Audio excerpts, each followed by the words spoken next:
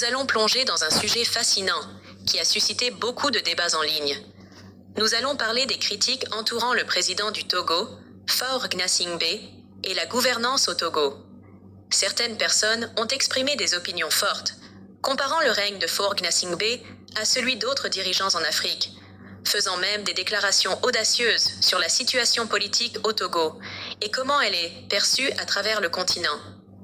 Selon certains critiques, Faure Gnassingbé, président du Togo, a été accusé d'avoir causé plus de tort qu'Assimi Goïta, un leader qui est arrivé au pouvoir au Mali.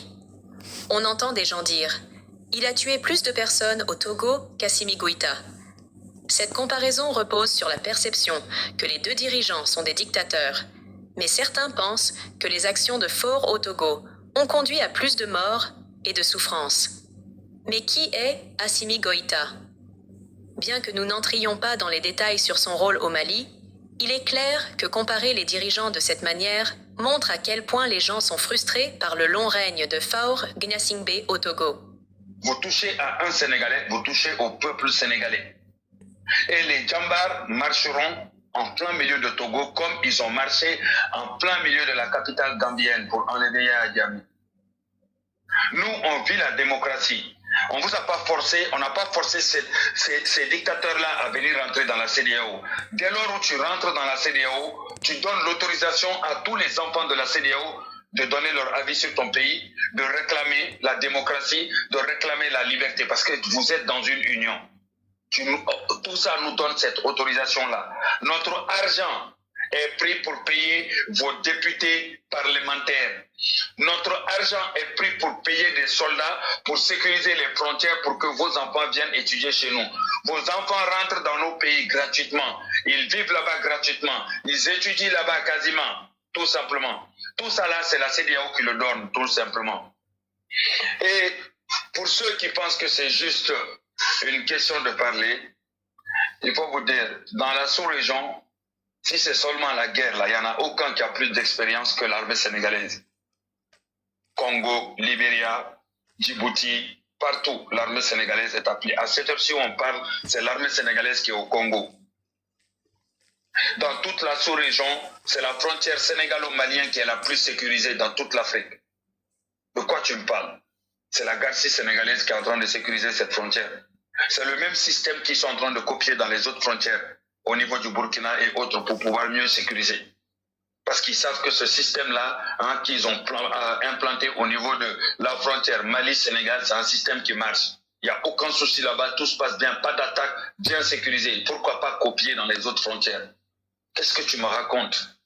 Est-ce que vous savez c'est quoi l'armée même? Allez demander à vos généraux, ils vont vous expliquer. Les hauts officiers gradés là, les officiers gradés là, c'est au Sénégal qu'on les forme pour la plupart des pays. L'école est là-bas. Allez-y vous renseigner. Allez demander aux dirigeants de la Guinée, actuellement là, le militaire qui est là-bas là, allez lui demander c'est quoi l'armée sénégalaise. Allez demander même aux gens, aux dirigeants de l'AES, même eux-mêmes ils savent c'est quoi l'armée sénégalaise. Parce que la plupart sont des officiers. Quand vous ne savez pas c'est quoi l'armée, vous croyez que vous avez une armée au Togo? Non, au Togo il y a des armes, mais il n'y a pas d'armée. 8000 soldats peuvent faire quoi? 8000 soldats ne peuvent pas assumer 2 heures de combat intense. C'est fini. C'est fini. Et quand parmi ces 8000 soldats-là, les 4000 peuvent être soit réservistes ou autres. Il n'y a que les 4000 qui vont être aptes au combat immédiatement. Qu'est-ce que tu me racontes? Un petit pays de 52 000 kilomètres? Mais ça, c'est facile à prendre. C'est facile à prendre. Ce qui est en train de se passer, si aujourd'hui il y a beaucoup de pays qui ne s'en mêlent pas, parce que tout le monde a su que ce n'est pas la population togolaise qui fait ça. Ce n'est pas les Togolais. Les Togolais sont en otage. Voilà pourquoi personne ne va faire... Les critiques font également référence à un événement très spécifique impliquant un député sénégalais nommé Guy Marius Sagna. Selon ces critiques, ce qui est arrivé à Guy Marius Sagna, qui aurait été attaqué, était politiquement motivé. Ils estiment que ce n'était pas un simple événement isolé, mais qu'il était lié à des tensions politiques plus profondes entre le Togo et le Sénégal. Les critiques lancent un avertissement clair. Si le gouvernement togolais continue d'attaquer ou de nuire aux Sénégalais, l'armée sénégalaise réagira en attaquant le Togo. C'est une affirmation sérieuse, suggérant que toute atteinte portée aux citoyens sénégalais au Togo pourrait entraîner un conflit militaire. Les critiques soulignent que le Sénégal n'est pas un pays avec lequel il faut jouer, et que si ses citoyens sont attaqués, ils riposteront. Le Sénégal est perçu comme l'une des démocraties les plus stables en Afrique de l'Ouest. Le pays a connu des transitions pacifiques de pouvoir, et son armée est respectée à travers le continent. Beaucoup pensent que si le Sénégal choisissait d'intervenir, cela pourrait faire une réelle différence au Togo. L'armée sénégalaise est vue comme capable, disciplinée et prête à agir en cas de besoin. Cette croyance en la puissance et la résilience du Sénégal alimente l'espoir de certains critiques togolais. Ils voient le Sénégal comme un allié potentiel dans leur lutte pour la liberté, et ils espèrent que, si nécessaire, le Sénégal interviendrait pour aider à déloger les dictateurs comme Faure Gnassingbé. Selon les critiques, si vous critiquez Faure Gnassingbé en ligne, vous verrez souvent des Sénégalais dire « Il ne lui arrivera rien sans nous, les Sénégalais ». Mais que signifie cette phrase? Cela signifie qu'ils croient que les Sénégalais sont un peuple résilient et fort, et qu'ils ressentent une certaine responsabilité d'aider à rétablir la justice dans les pays voisins. Les critiques sénégalais estiment qu'ils ont un rôle à jouer, notamment dans la lutte contre la dictature en Afrique de l'Ouest. Ils se considèrent comme des défenseurs des opprimés, y compris le peuple togolais. Selon les critiques, si leur vie doit être sacrifiée et que cela permet à l'armée sénégalaise de venir déloger ces dictateurs et de libérer le peuple togolais, alors leur vie aura servi à quelque chose. Waouh! C'est une déclaration tellement forte, car elle montre l'ampleur du désespoir ressenti par certaines personnes. Elles croient que sacrifier leur vie vaudrait la peine si cela signifiait qu'un pays fort comme le Sénégal pourrait aider à libérer le Togo de la dictature. Selon les critiques, le droit et la diplomatie sont les outils les plus importants pour aborder les problèmes au Togo. Ils soutiennent que toute solution à la situation actuelle doit respecter les lois internationales et privilégier les négociations pacifiques.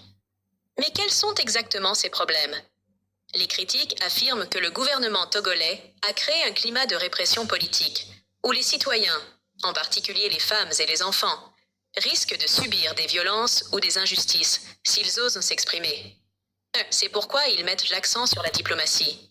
Ils estiment que des organisations internationales comme la CEDEAO devraient intervenir pour protéger le peuple togolais et s'assurer que le pays respecte les principes démocratiques.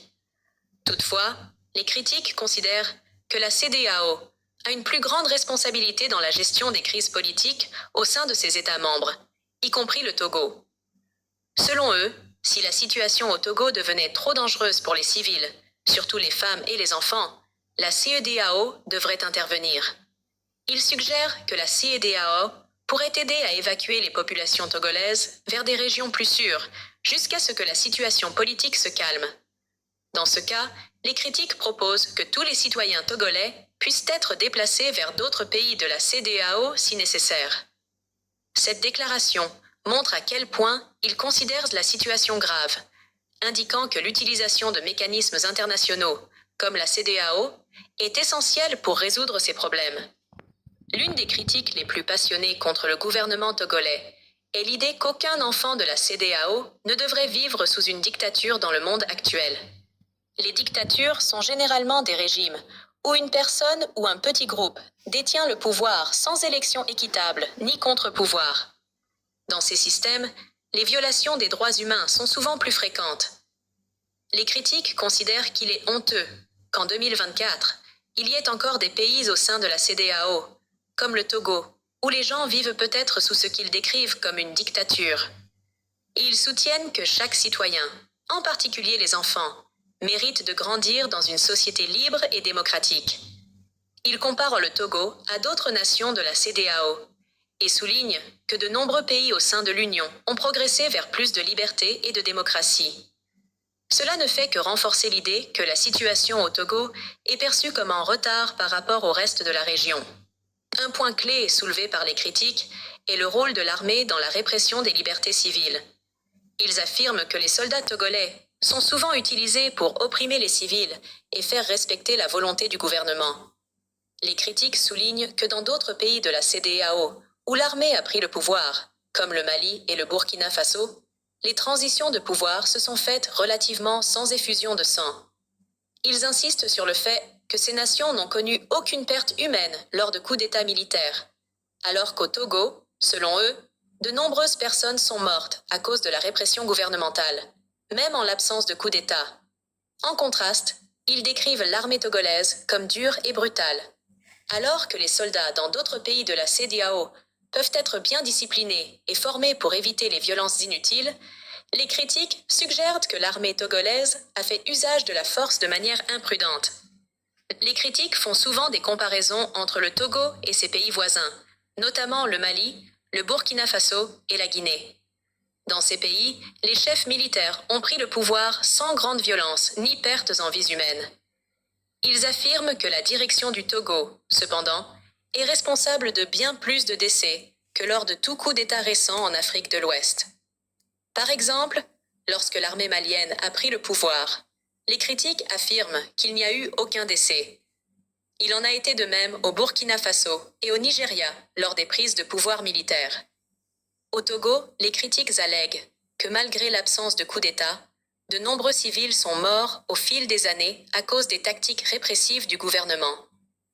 Cela soulève des questions sur la manière dont le pouvoir est maintenu et à quel prix pour le peuple. Les critiques soutiennent que la CEDEAO devrait être plus active dans la lutte contre ces violations des droits humains.